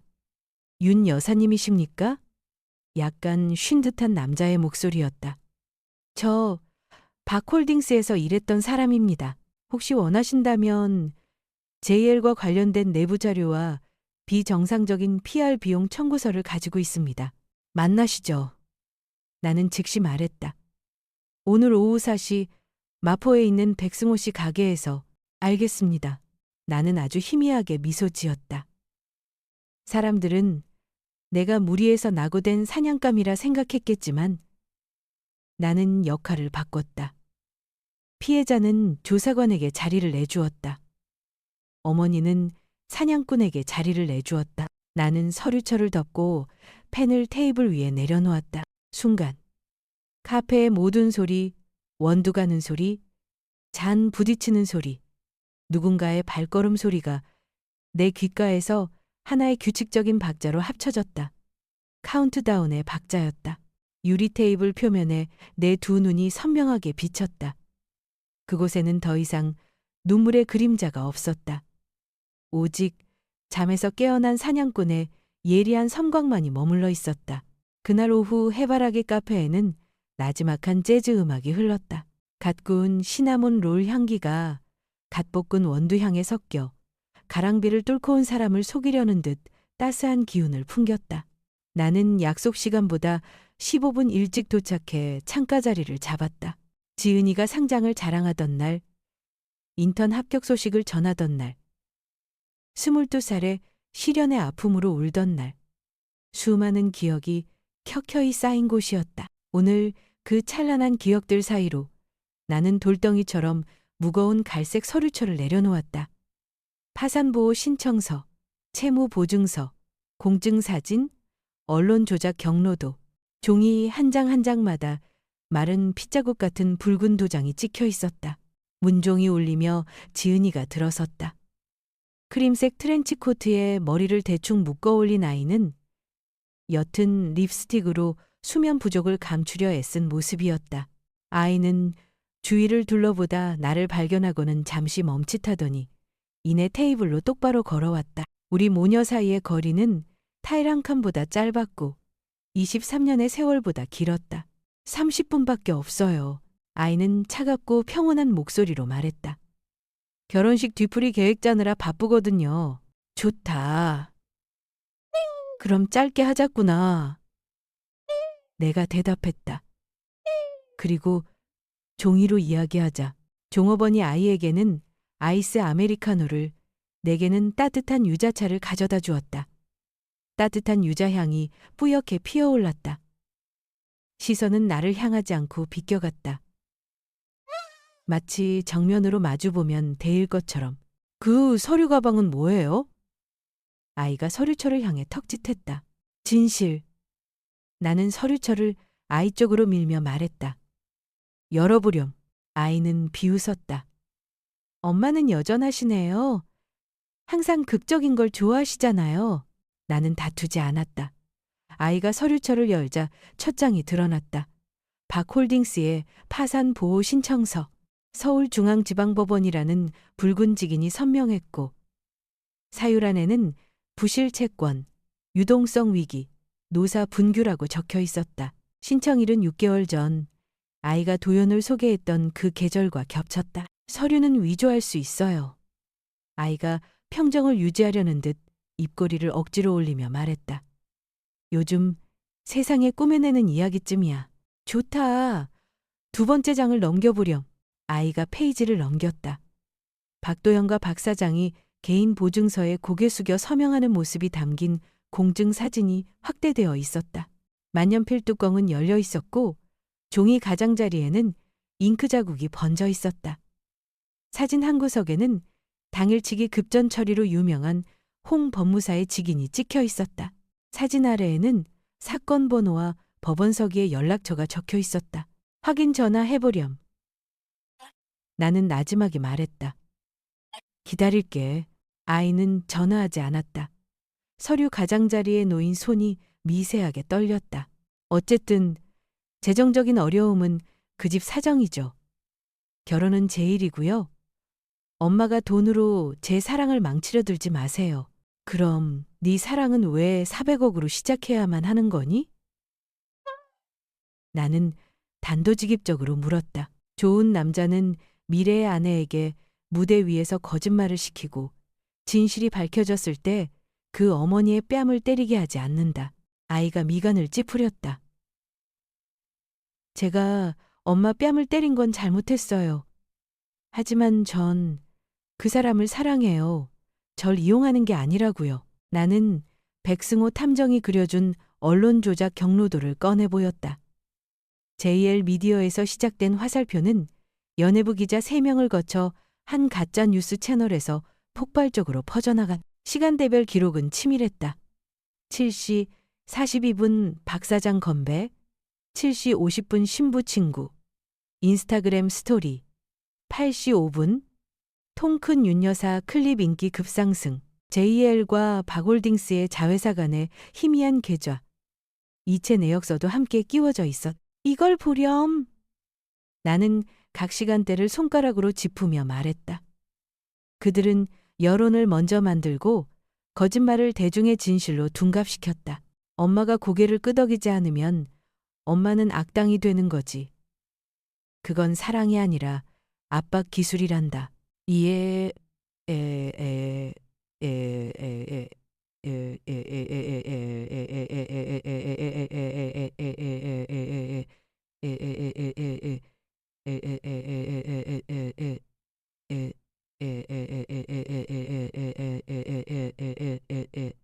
아이는 말이 없었다. 카운터에서 커피 그라인더가 굉음을 내며 돌아갔다. 씁쓸한 향기가 공간을 뒤덮었다. 문득 아이의 무릎 상처를 소독해주던 날의 알코올 냄새가 떠올랐다. 기억들이 서로 부딪히며 가슴 속에서 투둑하고 떨어졌다. 그 사람은 가족의 명예를 지키려던 거예요. 지은이가 무언가에 매달리듯 말했다. 엄마는 항상 다른 사람을 의심하시잖아요. 나는 30년 넘게 서명과 숫자로 먹고 살았다. 나는 목소리를 높이지 않고 대답했다. 의심하는 게 아니라 확인하는 거다. 넌 결혼 전에 네가 무엇에 서명했는지 기억하니? 혼전계약서? 공동재산과 개인재산 구분? 보증조항? 아이의 동공이 수축했다. 그 사람이 그건 그냥 표준 양식이라고 했어요. 저는 다 기억 못해요. 그럼 다시 읽어보렴. 나는 부부재산 약정조항 요약본과 내가 미리 예약해둔 한 변호사와의 상담 일정을 아이 앞에 놓으며 말했다. 만약 도연이가 파산하면 부부 공동명의 재산은 압류될 수 있다. 이건 감정이 아니라 법이다. 아이가 이마를 짚으며 한숨을 쉬었다. 엄마는 항상 이사회처럼 말씀하세요. 나는 지친 미소를 지었다. 이사회 의장이었으니까. 하지만 네가 열이 40도까지 올랐을 땐 엄마는 네 침대 곁을 지켰다. 나는 필요할 때 역할을 바꿀 줄 알아. 오늘 엄마는 어둠을 무서워하던 내 딸을 찾으러 온 엄마다. 아이의 눈에 분노가 스쳤지만 그 뒤로 스치는 미세한 흔들림을 감추려 애썼다. 추억으로 절 조정하려 하지 마세요. 좋다. 현실로 돌아가자. 나는 고개를 끄덕였다. 나는 도연히 금반지를 낀 새 남자 앞에서 고개 숙인 사진으로 페이지를 넘겼다. 이 사람들은 채권자다. 그리고 이건 나는 2년 전 그의 파혼한 약혼식 사진을 끼워 넣었다. 사진 속 여자는 겁에 질린 눈으로 카메라를 보고 있었다. 결혼식 3주 전에 파혼했지. 신부 측에서 채무 내역을 보자고 했다는 소문이 돌았고 그건 과거잖아요. 아이가 반박했지만 목소리에 힘이 없었다. 지금 나는 반복했다. 지금은 네가 결혼식장에서 300명의 하객들 앞에서 엄마가 400억을 줬다고 말한 날이다. 지금은 엄마가 네 결혼식에서 쫓겨난 날이다. 지금은 네가 엄마 아프지는 않으세요? 라고 묻기도 전에 법적 상속권을 논하자고 전화한 날이다. 말해보렴. 그게 내 딸이 맞니? 질문이 바닥으로 떨어졌지만 되돌아오지 않았다. 아이는 나를 보았다. 그 눈에는 반항심과 혼란스러움이 뒤섞여 있었다. 나는 지갑을 꺼내 낡은 사진 한 장을 꺼냈다. 양 갈래로 머리를 묶고 뜨거운 코코아 잔을 든 채 입가에 우유 거품을 묻히고 초승달처럼 웃고 있는 6살 지은이. 나는 그 사진을 테이블 중앙으로 밀었다. 이 아이는 엄마를 믿고 어둠을 이겨냈다. 그런데 지금 누군가 불을 끄고 어둠이 빛이라고 믿게 만들고 있구나. 코레카라니모스. 아이의 눈가가 촉촉해졌지만 돌멩이를 삼키듯 눈물을 참아냈다. 만약 그 사람이 정말 날 속인 거라면 전 무너질 거예요. 아니다. 넌 무너지지 않아. 나는 한 글자 한 글자 힘주어 천천히 말했다. 넌 네가 생각하는 것보다 강해. 그리고 엄마가 여기 있다. 아이의 휴대폰이 울렸다. 화면에 도현이라는 이름이 빛났다. 아이는 나를 보더니 전화를 받고 목소리를 가다듬었다. 나 지금 바빠. 아니, JL에 더는 전화하지 마. 피곤해. 오늘 저녁에 따로 보자. 우리 둘만. 아이는 전화를 끊었다. 모든 유입구를 막으려는 듯 휴대폰을 뒤집어 놓았다. 나는 무슨 전화를 받았는지 묻지 않았다. 나는 그저 작은 봉투 하나를 아이 앞에 놓았다. 네가 방금 본 것들의 사본이다. 네가 돌아온다면 이것들은 여기 있을 거다. 돌아오지 않는다면 다른 방법으로 보내주마. 아이는 봉투를 보았다.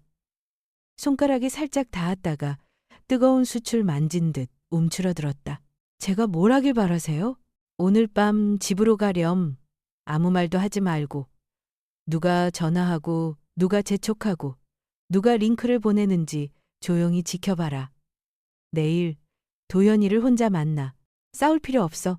딱 4가지만 물어봐. 빚이 얼마예요? 무슨 서류에 서명했어요? JL은 왜 가짜뉴스를 퍼뜨렸어요? 당신이 원하는 건 나예요? 아니면 돈이에요? 그리고 그가 대답할 때 그의 눈을 똑바로 쳐다봐라. 아이는 얼음장 밑에서 파도 소리를 듣는 사람처럼 말이 없었다. 만약 그 사람이 잘못을 인정하면요? 그럼 함께 고쳐나가야지. 하지만 고친다는 게 엄마 돈으로 그의 구멍을 메워준다는 뜻은 아니다. 아이가 상처처럼 작은 미소를 지었다. 엄마는 항상 사람들에게 결말을 정해주시네요. 결말을 정해주는 게 아니야. 내가 말했다. 네가 스스로 선택할 수 있도록 조건을 만들어주는 거지. 침묵이 길어졌다. 카운터 저편에서 숟가락이 잔에 부딪히며 맑은 소리를 냈다. 지은이가 아이스 아메리카노 잔을 들여다 손이 떨리는 바람에 얼음들이 다그락거렸다.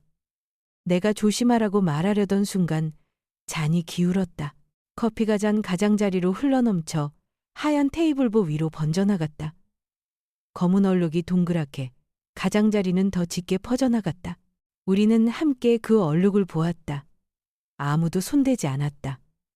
검은 얼룩은 비단 위에 먹물이 떨어지듯 천천히 번져갔다. 종업원이 급히 휴지를 가져왔다. 내가 휴지를 들어 가볍게 눌렀다. 얼룩은 옅어졌지만 지워지지는 않았다. 죄송해요. 지은이가 갑자기 말했다. 그것이 잔 때문인지 결혼식 날 때문인지 아니면 반항으로 가득했던 평생 때문인지 알 수 없었다. 저 바람 좀 쐬어야겠어요. 아이는 벌떡 일어섰다. 의자가 바닥에 긁히며 마른 소리를 냈다. 나는 아이를 붙잡지는 않고 그저 테이블 가장자리에 손을 얹으며 말했다. 엄마는 여기 있을 거다. 아이는 반박자 멈칫했다. 그 눈동자가 자존심과 붙잡아주길 바라는 마음 사이에서 흔들렸다. 이내 아이는 돌아섰다.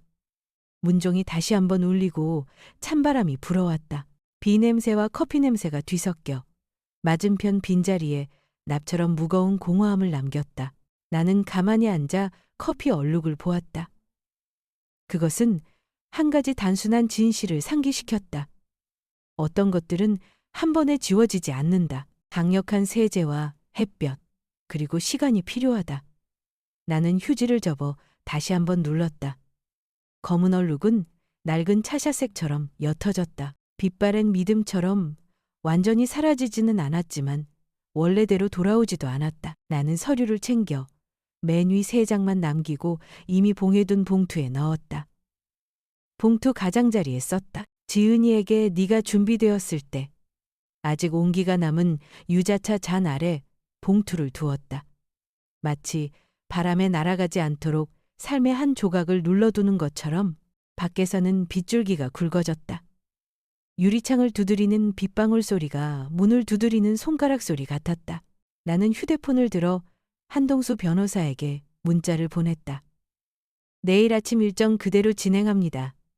남편이 파산할 경우를 대비해 지은이의 재산 보전 방안을 준비해 주세요. 오늘 박 씨 측과는 접촉하지 마십시오. 그는 오케이라는 답장을 보내왔다. 나는 차를 다 마셨다. 따뜻한 유자 생강의 기운이 목을 타고 가슴으로 퍼져나갔다. 어떤 약속도 없이 그저 정신을 맑게 해주는 온기였다. 나는 천천히 일어나 사장님에게 가볍게 고개 숙여 인사했다. 문을 나서기 전 하얀 테이블볼을 돌아보았다. 검은 얼룩은 여전히 그 자리에 햇볕을 기다리며 조용히 누워 있었다. 나는 모자를 쓰고 문을 밀고 나섰다. 비가 흩뿌렸다. 인도 위로 검은 우산들이 배처럼 흘러갔다. 나는 옷깃을 여미고 한 걸음 내디뎠다. 문득 마음이 절반은 가벼워진 것을 느꼈다. 내 아이가 들었다. 아직 믿지는 않았지만 흔들렸다. 진실이란 한번 사람의 삶에 떨어지면 저 커피 얼룩처럼 번져나가는 법이다. 느리게, 확실하게, 그리고 되돌릴 수 없게. 내 눈가에 빛이 스쳤다. 이제 막 나를 세운 칼날처럼 얇고 날카로운 빛. 기쁨이 아니었다. 핏자국 냄새를 맡은 사냥꾼의 신호였다. 나는 가방끈을 꽉 쥐고 빗속으로 걸어 들어갔다. 등 뒤에서 문종이 다시 한번 울리며 작은 막을 내렸다. 앞에는 물기로 반짝이는 길이 열려 있었다. 그리고 도시 어딘가에서 지은이는 우산 아래를 뛰며 손잡이를 꽉 쥐고 있을 것이다. 그 아이의 다른 한 손은 내가 바라건대 거짓이라는 이름에 보이지 않는 밧줄을 조금씩 놓고 있을 것이다. 차가운 황금빛 불빛 아래 서울의 밤이 펼쳐진 어느 법률사무소 건물. 13층 작은 회의실에서 정희는 곧게 허리를 펴고 앉아 눈앞에 두툼한 서류철을 응시했다. 그녀의 눈물은 오래전에 마른 지 오래였다. 지난 며칠간 눈물샘은 완전히 고갈되었다. 그 자리에는 30년간 비즈니스 세계의 중심에서 쌓아온 여성의 냉철함만이 남았다. 언제 공격하고 언제 인내해야 하는지 정확히 아는 여자. 오늘 그녀는 본래의 모습으로 돌아왔다. 한동수 변호사가 안경을 고쳤으며 낮지만 분명한 목소리로 말했다. 윤 여사님, 우리에게는 2가지 길이 있습니다. 첫째, 박도연을 재산 사기 혐의로 민사소송을 제기하는 것입니다. 둘째, 증거를 더 수집하여 금융범죄수사대에 사건을 넘기는 것입니다. 두 번째 길은 더 위험하지만 성공한다면 그의 경력을 완전히 끝장낼 수 있습니다. 정희는 서류 한 장을 넘겼다. 도연이 사채업자들과 악수하는 사진이 나타났다. 그녀는 손톱으로 서류 귀퉁이를 톡톡 쳤다. 두 번째 길을 선택하겠어요. 단순히 이 결혼을 끝내는 것만으로는 부족해요. 나는 그를 여론 앞에 발가벗겨야겠어요. 그날 결혼식에서 박수치던 모든 사람들이 알게 하고 싶어요. 한동수 변호사가 조용히 고개를 끄덕였다. 그렇다면 길고 험난한 싸움을 각오하셔야 합니다. 험난함이라면 이미 겪을 만큼 겪었어요. 그녀의 목소리는 높지 않았지만 나무에 밝히는 칼날처럼 단단했다. 일주일 후 정희는 지은이를 늘 가던 카페로 데려갔다. 명품 가방 옆에 놓인 지은의 손은 서류 뭉치를 꽉 쥐고 있었다. 엄마, 그녀의 목소리가 떨렸다. 그 사람이 이걸 줬어요. 서명만 하면 은행 대출이 연장되고 모든 게 괜찮아질 거라고 했어요. 정희는 딸의 손에서 서류 뭉치를 빼들었다. 희미한 노란 불빛 아래 그녀는 똑똑히 보았다. 새로운 대출 약정서, 보증인, 법적 배우자 박지은, 마지막에 적힌 금액 150억 원. 그녀는 딸을 올려다 보았다. 가슴이 아려왔다. 알고 있니? 서명 한 번으로 넌 그의 빚더미에 함께 묶이게 된다. 네 모든 재산 엄마가 남겨줄 몫까지도 압류될 수 있어. 지은이는 고개를 숙였다. 눈물이 뚝뚝 떨어졌다. 저 어떻게 해야 할지 모르겠어요. 그 사람은 자기를 사랑한다면 믿어야 한다고 했어요. 하지만 엄마가 보여준 증거들을 부정할 수가 없어요. 정희는 딸의 손을 잡고 가볍게 힘주어 쥐었다. 사랑과 진실 사이에서 선택할 필요는 없다. 넌 그저 자유롭게 살 것인지 아니면 그의 빚더미 속에서 함께 가라앉을 것인지를 선택하면 돼. 네가 어디로 가든 엄마가 함께 가주마. 지은의 눈에 처음으로 진정한 흔들림이 비쳤다. 하지만 바로 그때 그녀의 휴대폰이 울렸다. 화면에는 도현이라는 이름이 떠 있었다. 그녀는 망설이다 전화를 받지 않았다. 그날 밤 정희는 한 변호사와 함께 금융범죄수사대 건물로 들어섰다. 복도는 환하게 밝았고 공기는 모든 위장을 벗겨낼 듯 차가웠다. 그녀는 대출계약서, 공증사진, JL 미디어의 자금 흐름도 그리고 도연이 지은에게 서명을 강요하는 음성 녹음 파일이 담긴 서류철을 책상 위에 올려놓았다. 수사관이 한 장 한 장 넘겨보며 고개를 끄덕였다. 사건은 접수하겠습니다. 하지만 핵심 증인은 따님입니다.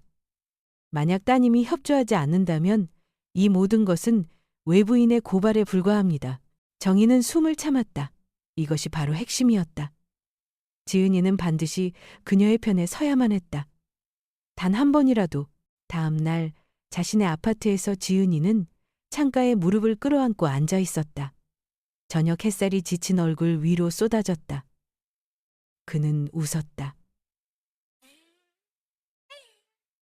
한때 지은이가 행복이라고 믿었던 그 미소였다. 자기야, 서명만 해주면 약속할게. 모든 게 다 잘 될 거야. 그리고 우리 유럽으로 신혼여행 가자. 사람들이 우리 부부가 서로 믿지 않는다고 생각하게 하고 싶진 않지. 지은이는 그가 내민 서류를 보았다. 속이 뒤틀렸다.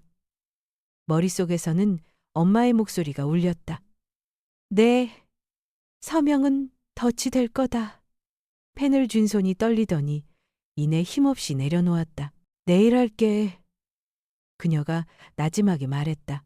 도연은 잠시 미간을 찌푸렸지만 이내 그녀의 어깨를 감싸 안으며 속삭였다. 난 자기를 믿어. 장모님이 의심을 심어놓게 두지 마. 그분은 그냥 딸을 잃을까봐 두려우신 거야. 그날 밤 지은이는 조용히 엄마의 집을 찾았다. 부엌 식탁 위에는 딸을 기다리며 끓인 미역국이 아직 따뜻하게 놓여 있었다. 얼굴은 평온했지만 눈빛은 환하게 빛나고 있었다. 엄마, 제가 협조하면 그건 제 남편을 배신하는 거예요. 지은이가 목이 메어 말했다. 아니. 정희가 부드러운 목소리로 대답했다. 그건 네 자신을 구하는 일이다. 그리고 엄마의 억울함을 풀어주는 일이지.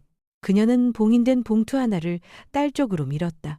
안에는 네가 서명을 강요당했다는 사실, 확인서와 재정 관련 증거들이 들어있다. 네가 동의한다면 내일 제출할 거다. 거절한다면 네 앞에서 바로 찢어버릴게. 하지만 기억하렴. 이 선택이 네 평생을 결정하게 될 거다. 시계바늘 소리가 들릴 만큼 공간이 고요했다. 지은이는 떨리는 손을 뻗어 봉투를 쥐었다. 눈물이 길게 흘러 종이 위로 떨어졌다. 그녀는 고개를 들었다. 눈은 붉게 충혈되었지만 그 안에는 단호함이 서려 있었다. 엄마, 저 엄마를 선택할게요. 정희는 가만히 눈을 감았다. 뜨거운 눈물 한 방울이 흘러내렸다. 다음 날 아침, 조사실의 환한 불빛이 지은의 창백한 얼굴 위로 쏟아졌다. 그녀는 증인 진술서에 자신의 서명을 써내려갔다. 마지막 획이 멈추었을 때 그녀는 고개를 들어 단방향 유리창 너머에 서 있는 엄마를 보았다. 정희의 눈에는 더 이상 딸에게 뺨을 맞고 결혼식에서 쫓겨난 어머니의 모습이 없었다. 그곳에는 침착하고 단호하며 끝까지 싸울 준비가 된 바둑의 여왕이 서 있었다. 지은의 등 뒤로 조사실 문이 닫혔다. 그리고 이번에는 그녀 자신이 결정적인 증인이 되었다. 어느 가을 아침, 서울 하늘은 잿빛구름으로 덮여 있었지만 옅은 햇살이 법정 창틈으로 스며들어 반질반질한 타일 바닥을 비추고 있었다. 사람들로 가득 찬 방청석, 모든 시선은 피고인석에 고개 숙인 한 남자, 박도연에게 쏠려 있었다. 결혼식 날 입었던 값비싼 정장은 구겨졌고 넥타이는 헐거워졌으며 한때 거만했던 얼굴은 수척하고 눈은 퀭했다. 카메라 플래시가 쉴 새 없이 터졌고 기자들의 속삭임이 차가운 합창처럼 울려 퍼졌다. 금융 사기꾼. 재판장의 엄숙한 목소리가 울렸다. 피고 박도연 400억 원이 넘는 재산 편취 사기 및 금융 서류 위조 혐의로 징역 15년과 불법 취득 재산 전액 몰수를 선고한다.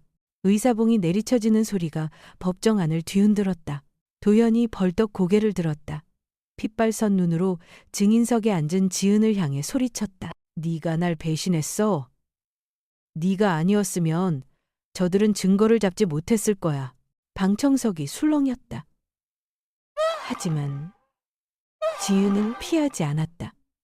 그녀는 눈물 고인 눈으로 그러나 단호하게 그를 마주 보았다. 아니, 당신이 먼저 날 배신했어. 나는 진실을 선택했을 뿐이야. 도연은 교도관들에게 끌려나갔다. 그의 모습이 무거운 문 뒤로 사라졌다. 그 순간 박씨 가문이 쌓아올린 거짓의 제국이 무너져 내렸다. 법정 밖 대기실. 정희는 두 손을 마주 잡은 채 조용히 앉아 있었다. 미세한 떨림이 손끝에서 전해졌다. 지은이가 다가왔을 때 그녀는 차마 바로 쳐다보지 못하고 그저 깊은 숨을 들이쉬며 눈물을 참았다. 잠시 후 딸의 손이 그녀의 어깨에 와 닿았다. 엄마, 지은의 목소리가 메었다. 죄송해요. 제가 엄마에게 용서받을 수 없을 만큼 큰 상처를 드렸어요. 하지만 오늘 진심으로 말씀드리고 싶어요. 엄마가 아니었다면 전 완전히 망가졌을 거예요. 정희가 돌아섰다. 눈에는 눈물이 가득했다. 늦었지만 옳은 선택을 했다. 내 심장이 돌처럼 굳었다고 생각했는데 네가 다시 믿을 이유를 주었구나. 두 사람은 아이처럼 서로를 부둥켜 안고 울었다. 지나가던 사람들이 걸음을 멈추었다.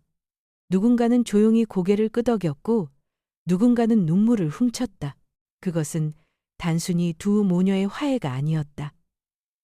6개월 후 이른 봄날 아침, 여의도 근처 조용한 골목에 있는 작은 카페에서 정희와 지은은 마주 앉았다.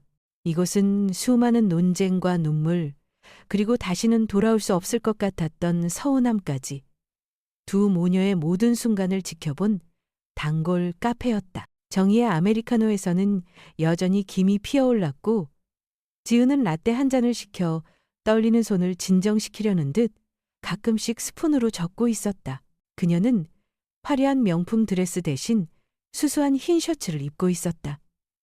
얼굴에서는 피곤함 대신 성숙함이 묻어났다. 정희는 가방을 열어 두툼한 봉투를 꺼냈다. 그녀는 봉투를 테이블 위에 놓고 딸 쪽으로 밀었다. 이 안에 회사 지분 51%, 양도 서류가 들어있다. 이미 서명했어. 이제부터 네가 공식적인 후계자다.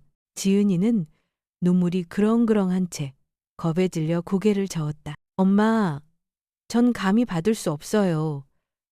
전 엄마를 배신했고 수많은 사람들 앞에서 엄마 뺨을 때렸어요.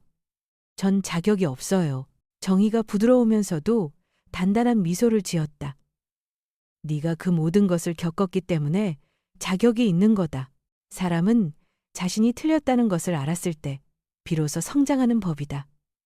그리고 엄마는 믿는다. 네가 다시는 같은 실수를 반복하지 않을 거라는 걸. 지은이는 울음을 터뜨리며 봉투를 가슴에 꼭 껴안았다. 약속할게요. 이번에는 환상을 좇지 않고 진짜 제 인생을 살게요. 정희는 딸의 손을 잡았다. 낡은 나무 테이블 위에서 주름진 손과 아직 젊은 손이 굳게 맞잡혔다.